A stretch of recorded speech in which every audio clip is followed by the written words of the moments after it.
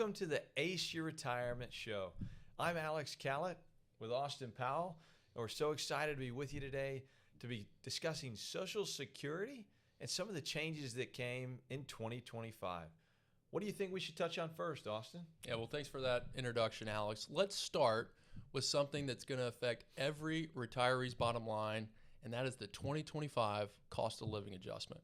Now, cost of living adjustments, you may have heard the acronym before. It's COLA, and that really represents Social Security's way of trying to keep up with the rising cost of things throughout our country.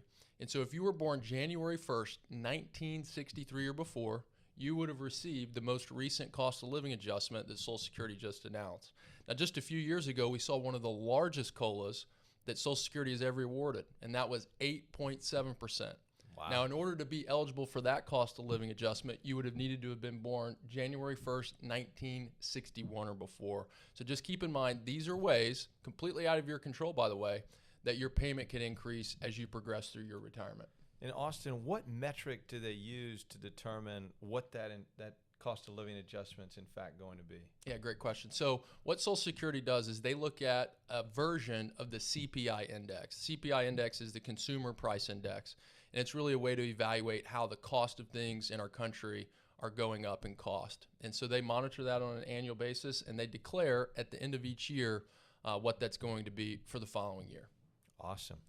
Well, everybody likes a pay raise, so that's always good news. In addition to that, we really wanted to touch on something that we think is very important, especially for those of you who are not yet full retirement age, and that's going to be the earnings threshold.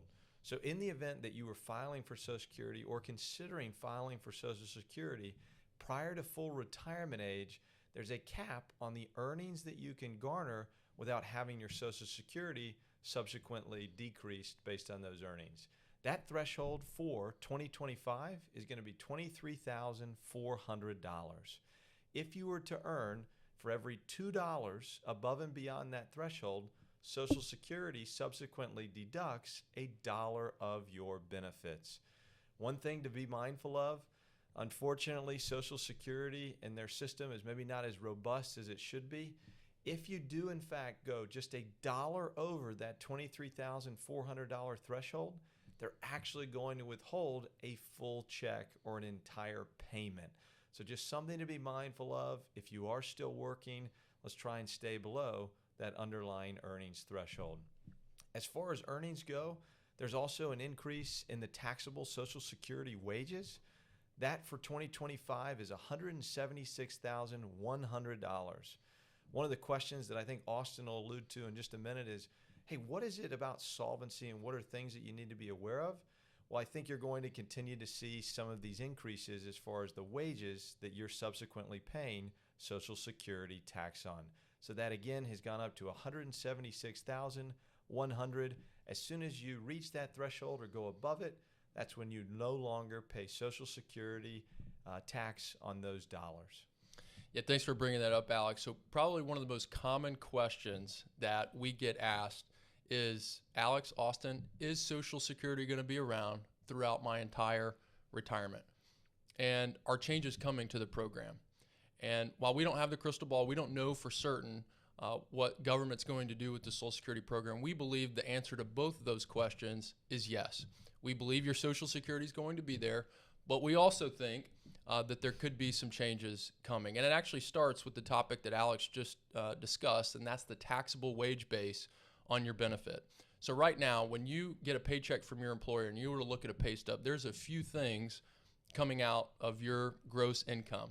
Federal taxes, state taxes, likely a 401k deduction, health insurance, but also what you're going to see is there is 6.2% coming out and going into the Social Security fund, and 1.45% is going to Medicare. So that 6.2% that goes to Social Security, that is only being assessed on the first $176,100 of your income. And so anything above that, you're not paying Social Security taxes on. And so going back to the idea of the solvency of the program, we think that changes are likely coming. And one of those changes starts right there with the taxable wage base. By increasing that number, instead of $176,100, perhaps increasing it to $250,000, that is going to be a way that Social Security can immediately bring more money into the program. And so higher wage earners are going to have more dollars subject to that tax rate. Now, another adjustment that they could put into place is increasing the tax rate itself. Right now it's 6.2%. But if they increase that to 7.5%, 8%, that's another way that they could immediately get more money coming into the program. What about our full retirement ages, Austin? That's very true. And so really the third thing that I think they're going to look at is the full retirement age. So for folks born 1960 or later, under current law, the full retirement age is 67. Now, we really believe, if we look at history as our guide, whenever Social Security makes adjustments, they're really not affecting folks that are filing right around the corner, or that's retirement is coming up very close. And so what we believe is that for folks born in the 60s or before, your full retirement age is likely not going to be altered. It's going to be perhaps folks born in the 70s, 80s, 90s, 2000s that could see their Social Security full retirement age increase. So instead of 67, it could perhaps go up to 68. Instead of 67, it could perhaps go to 69. So those are just three examples of changes that we think could be realistic and we could see in the years to come.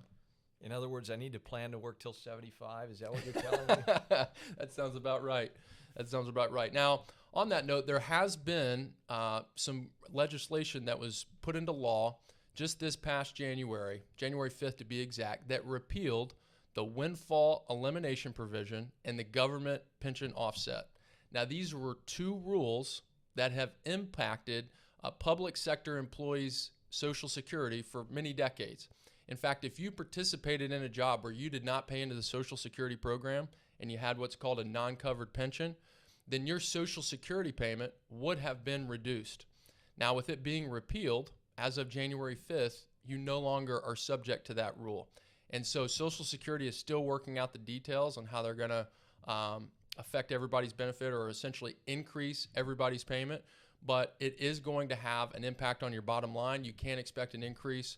It's just going to take them a couple months to kind of figure out the logistics of it. But in totality, it's a really net positive for folks that did work in the public sector. That's awesome. I know that's been something that's been on the docket as far as Congress and looking to get passed for the last 6 or 7 years. Folks have brought it to our attention. It's kind of nice to see that, in fact, go through. So hopefully that helps some of you out there today. In general, there's always going to be changes from a Social Security perspective.